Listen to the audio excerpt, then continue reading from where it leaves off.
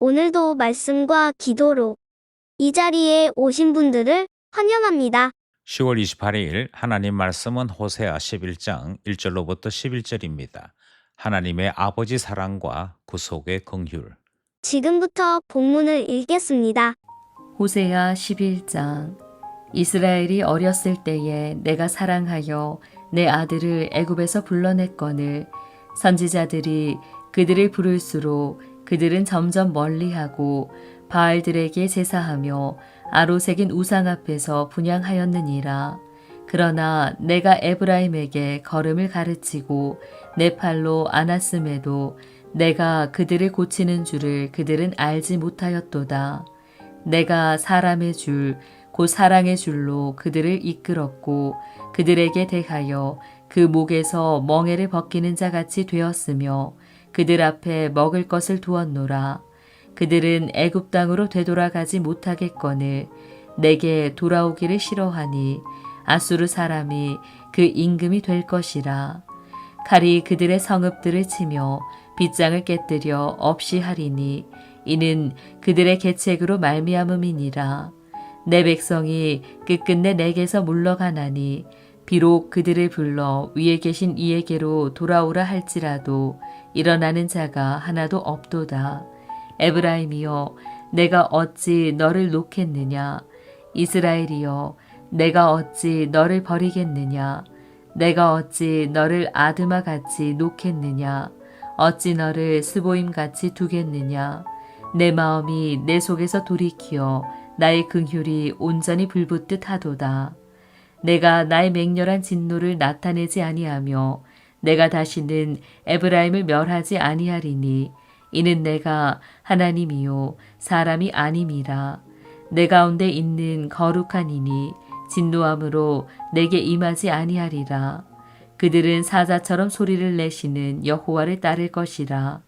여호와께서 소리를 내시면 자손들이 서쪽에서부터 떨며오되 그들은 애굽에서부터 새같이 아수르에서부터 비둘기같이 떨며 오리니 내가 그들을 그들의 집에 머물게 하리라. 나 여호와의 말이니라. 본문 해석입니다. 오늘 본문은 하나님과 이스라엘의 관계를 부모와 자녀의 관계로 묘사합니다. 우리는 호세아 1장에서부터 3장에 있는 말씀을 통해서 하나님께서 결혼 관계로 하나님과 이스라엘의 관계를 설명하시는 것을 들었습니다.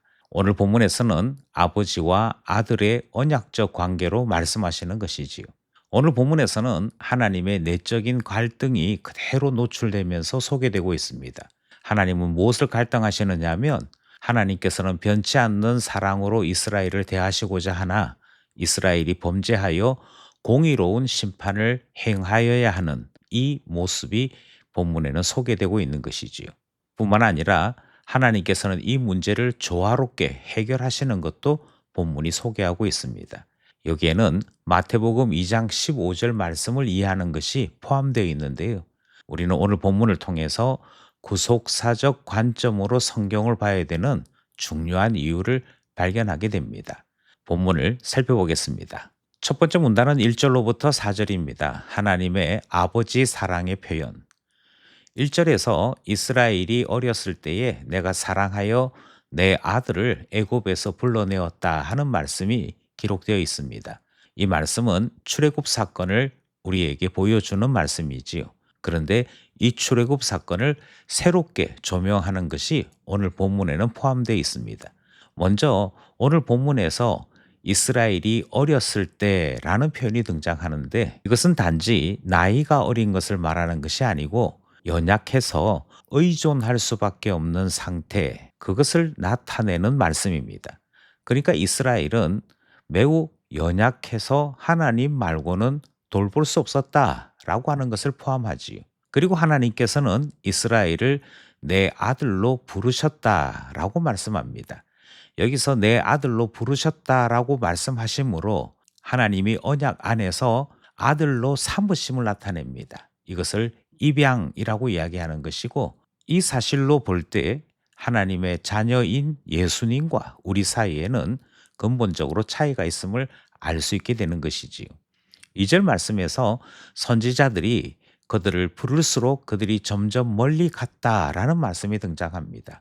이 말씀은 이스라엘의 완악함을 보여주는 말씀이고 하나님의 사랑이 깊어졌음에도 도리어 반역하고 하나님에게서 역설적으로 떠나고 있는 이 모습을 그대로 드러내는 것이지요. 우리는 이것을 전적 타락이라고 말합니다. 3절, 4절의 묘사는 더 섬세합니다. 걸음을 가르쳤다라고 말씀하시지요. 이것은 반복적으로 하나님이 인내를 가지고 이스라엘을 교육하셨다 하는 의미를 담고 있습니다. 내 팔로 안았다라고 하는 것은 보호하고 지지했다 하는 것을 말씀하는 것이고요. 특별히 사람의 줄, 곧 사랑의 띠로라는 이 표현은 하나님께서 아들인 이스라엘을 대하실 때 강제적으로 대한 것이 아니라 인격적인 관계로서 이스라엘을 대우하셨다라고 하는 의미를 담고 있습니다. 그러니 첫 번째 문단인 1절로부터 4절 말씀에서 하나님은 아들 이스라엘을 아버지로서 얼마만큼 사랑했는가 하는 것을 보여주고 있는 것이지요.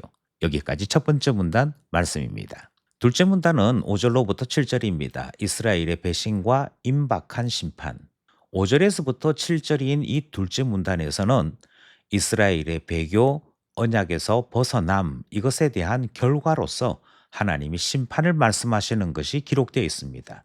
내게로 돌아오기를 거절하니 라는 이 표현이 이스라엘의 상태를 나타낼 뿐 아니라 심판받을 수밖에 없는 이스라엘의 모습을 소개하는 내용이지요. 하나님께서 이스라엘에게 내리신 심판은 아수르를 사용하여 심판하시는 것이었습니다. 그리고 이것은 이미 언약적 저주 안에 포함된 내용이었습니다. 아들로 부름받았던 이스라엘은 하나님께로부터 많은 은혜를 입었으나 언약을 지키지 아니함으로 하나님의 심판을 받게 되었다 하는 말씀이 둘째 문단 내용입니다. 셋째 문단은 8절로부터 11절입니다. 하나님의 내재적 갈등, 긍휼의 승리. 8절은 하나님께서 이스라엘을 얼마나 사랑하시는지를 애절하게 보여주는 말씀입니다. 에브라임이여 내가 어찌 너를 놓겠느냐라고 말씀하시지. 이것은 하나님께서 갈등하고 고민하고 있음을 표현하는 문장이 됩니다. 그러시면서 아드마나 스보임 같이 이스라엘을 대하지 아니할 것이다 라고 말씀하시는 내용이 등장합니다. 여기에 등장하는 아드마나 스보임은 창세기 19장에서 소돔 고모라가 멸망당할 때 함께 멸망당한 도시 이름입니다. 그러니까 심판으로 완전히 끝장이 나고 말았던 아드마와 스보임 같지는 않다라고 말씀하시지요.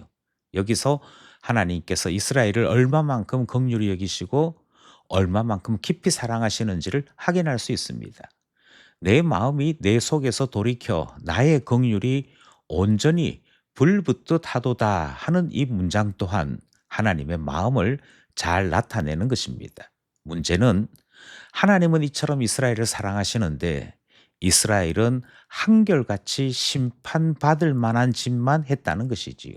9절 말씀에 내가 하나님이요 사람이 아님이라 라고 말씀하시므로 일반성을 뛰어넘는 하나님의 초월성과 하나님 언약의 신실함이 여기에서부터 다시 강조되고 있는 것을 확인할 수 있습니다. 우리는 호세아 선지자가 여기까지만 말한 것을 알고 있습니다. 하나님은 말씀하신 대로 배반하기만 한 이스라엘을 어떻게 아드마와 스보임 같지 않도록 하셨는가? 그것은 하나님의 말씀이 어떻게 성취되었는지를 확인할 때 알 수 있게 되지. 마태복음 2장 15절에서는 호세아 11장 1절의 말씀이 그대로 인용됩니다. 아들로 입양을 받은 이스라엘은 실패했는데 하나님의 진짜 아들이신 예수님께서 오셔서 이스라엘이 실패한 곳에서부터 이스라엘을 회복시키는 일을 행하셨더라는 것이지. 출애굽을 통해서 이스라엘을 불러내신 것 같이 예수님을 불러내신 하나님은 예수 그리스도로 말미암아 이스라엘의 구원을 이루어내시는 것, 그것을 성경이 소개하고 있습니다. 이스라엘은 언약을 깨뜨리고 부패했으나 예수 그리스도로 말미암아 다시금 하나님 안에서 세움을 받도록 하는 일이 성취되었더라 하는 사실을 확인할 수 있는 것이지요. 이것이 호세아 11장이 예언했고 예수님께서 이루어내신 구원의 일, 곧 구속 역사의 내용이 되는 것입니다. 여기까지 오늘 본문 말씀입니다. 우리는 오늘 본문 말씀을 통해서 세 가지 정도 본문의 교훈을 살펴보고자 합니다. 첫 번째, 하나님은 언약이라고 하는 것을 통해 이스라엘을 만나셨고 이스라엘에게 구원을 베푸시고 이스라엘을 사랑하시는 것을 보았습니다. 하나님은 언약의 안경으로 우리를 보고 계신다 하는 사실을 깨닫게 되는 것이지요. 그러므로 언약 안에 우리가 살고 있음을 항상 기억해야 할 것입니다. 두 번째는 하나님의 긍휼하심으로 하나님의 자녀가 되었습니다. 그리고 오늘 본문이 계속 강조하는 것처럼 하나님은 그 사랑이 변하지 않습니다. 영원하다. 이 사실을 오늘 본문이 우리에게 가르치고 있는 것이지요. 마지막 세 번째로 언약에서 계속해서 떠났던 이스라엘이 용서를 받습니다. 그러니까 언약을 어겨도 되겠구나. 그렇게 되는 것이 아니라 이 용서를 위해 예수 그리스도가 대속의 은혜를 베푸셨다 하는 점을 기억해야 하는 것이지요. 그저 얻어진 용서는 없습니다. 예수 그리스도 때문에 배반한 이스라엘은 다시 긍휼을 얻게 되고 하나님 안에서 구원의 아름다움을 누리게 되었더라. 이것을 본문이 소개하고 있는 것 아니겠습니까? 오늘도 예수님 때문에 새 언약의 사람으로 하나님의 자녀로 살아가는 우리 모두가 되기를 간절히 소원합니다.